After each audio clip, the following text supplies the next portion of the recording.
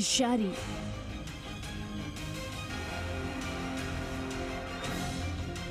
Fire registration का काम चालू किया है और हमने टीम्स लगाई है, बहुत सारी टीम्स लगाई है और हर एंगल से इन्वेस्टिगेशन कर रहे हैं जिससे कि जल्दी हम इन क्रिमिनल्स को पकड़ें।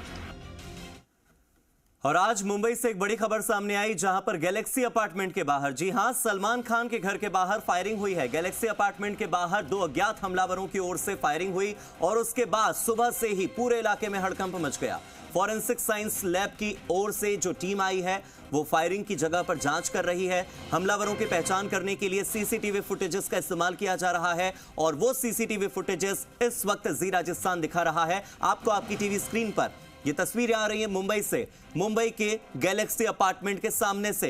गैलेक्सी अपार्टमेंट जहां पर सलमान खान उस वक्त सो रहे थे अपने घर के भीतर जब यहां पर फायरिंग हुई और सलमान खान को इससे पहले लॉरेंस बिश्नोई ने जान से मारने की धमकी दी थी। ऐसे में इस तरह की घटना होने के बाद अब बार बार कई तरह के सवाल खड़े हो रहे हैं। मुंबई से मेरे सहयोगी नीलेश मेरे साथ जुड़ गए, सीधे नीलेश का रुख करते हैं।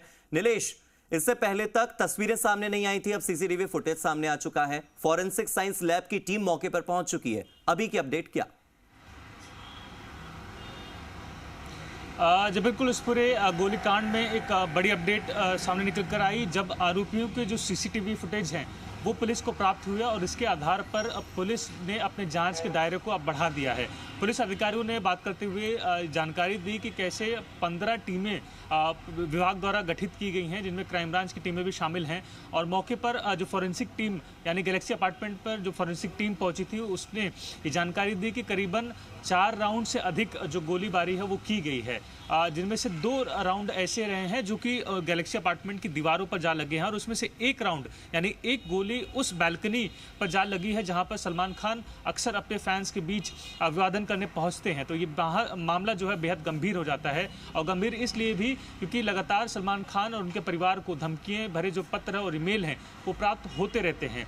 पुलिस ने ये भी जानकारी दी कि वो इस मामले को लेकर सभी एंगल से जांच पड़ताल कर रहे हैं और अपने जांच के दायरों को महाराष्ट्र और मुंबई से बाहर भी लेकर जा रहे हैं। तो लगातार पुलिस विभाग हो या क्राइम ब्रांच हो उनके द्वारा जो रेडियस है जांच को बढ़ाया जा रहा है। इसी के बीच राज्य के मुख्यमंत्री द्वारा एक बड़ा बयान देते हुए जानकारी दी गई कि उन्होंने कमिश्नर ऑफ मुंबई के साथ साथ सलमान खान से भी चर्चा की है और उनकी सुरक्षा जो कि पहले से वायु श्रेणी की है उसमें इजाफे को लेकर सलमान खान को आश्वस्त किया है। लेकिन जिस प्रकार की घटना घटती है उससे लेकर जो विरोधी दल हैं लगातार सवाल उठा रहे हैं गृह विभाग के ऊपर कि आखिर मुंबई शहर में एक ऐसे इलाके में जहां पर कई सेलिब्रिटी, क्योंकि सलमान खान के निवास स्थान से महज कुछ मीटर की दूरी पर शाहरुख खान का भी निवास स्थान है और इस लेन में कई सारे जो राजनीतिक हस्तियां हैं वो भी रहती हैं। तो ऐसे में इस बेहद ही संवेदनशील इलाके में कैसे जो गोलीबारी है उसे अंजाम दिया जाता है और अब तक आरोपी की तलाश नहीं हो सकी है, इसको लेकर कहीं ना कहीं जो गंभीर सवाल हैं वो निर्माण हो रहे हैं।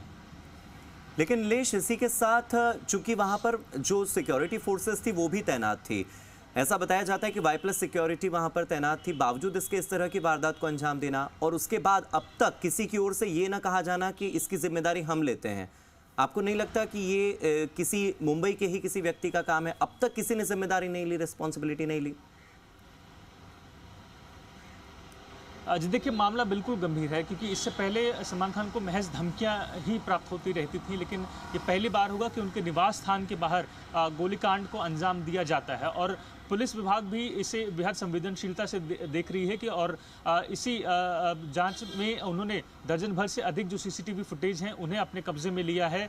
इलाके के अन्य सीसीटीवी को ट्रैक कर उन आरोपियों की जो रूट है, जो लोकेशंस हैं, उसे ट्रैक करने की कोशिश की जा रही है। पहचान करना इसलिए भी मुश्किल हो रहा है क्योंकि ये जिस वक्त पूरे हादसे को अंजाम दिया गया उस वक्त अंधेरा था और ऐसे में पुलिस को नंबर प्लेट ट्रैक करने में मुश्किलात कहीं ना कहीं झेलनी पड़ रही है, मुश्किलों का सामना करना पड़ रहा है। इस बीच ये भी जानकारी दी गई कि कैसे पुलिस विभाग द्वारा मौके पर मौजूद जो सिक्योरिटी गार्ड्स थे, जो बिल्डिंग के वॉचमैन थे, उनके साथ भी संपर्क किया गया, उनके बयान भी दर्ज किए गए।